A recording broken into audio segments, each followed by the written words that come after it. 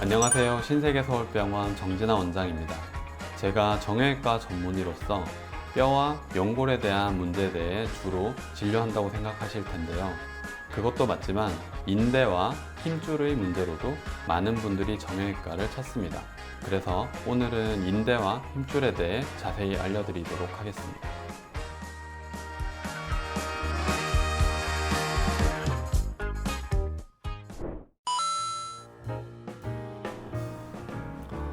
인대 손상은 발목 접지른 후 생기는 발목 인대 손상, 운동하면서 잘 생기는 십자인대 손상 등이 익숙하실 테고요.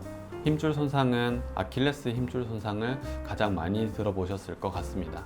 다치지 않은 상황에서 생기는 힘줄이나 인대의 질환도 궁금하실 텐데요. 인대는 사실 다치지 않는다면 거의 문제가 되지 않습니다. 힘줄의 경우에는 반복적으로 과도한 자극이 가해지면 힘줄 염증이 생기기 쉬운데요. 발목 주위 비골 힘줄염, 아킬레스 힘줄염 같은 게 있고요. 무릎 주위에는 거위발 건염, 허벅지, 이두박근 힘줄염, 슬화 건염 등 다소 낯선 이름의 힘줄염 등이 있습니다. 각각에 대해서는 다음에 다시 설명드리도록 하겠습니다. 인대와 힘줄이 다치는 상황은 꽤 다른 편입니다. 인대는 관절이 편안하게 움직여지는 정도보다 더 많이 꺾일 때 손상이 되게 됩니다. 예를 들면 발목이 안쪽으로 과하게 꺾일 때 발목의 바깥쪽 인대를 다치게 됩니다. 반면 힘줄은 과도한 힘을 갑자기 줄 때 끊어지기가 쉽습니다. 힘줄을 예로 들면 달리다가 갑자기 멈출 때 혹은 방향을 갑자기 바꿀 때, 그럴 때 발목의 아킬레스 힘줄이 파열될 수 있습니다. 인대는 프롤로 주사요법으로 강화하는 것을 시도해 볼 수 있습니다. 프롤로 주사를 간단히 말씀드리면 당을 다소 과하게 공급해서 부분적인 염증을 일으키면서 인대의 치유를 촉진시키는 방법입니다.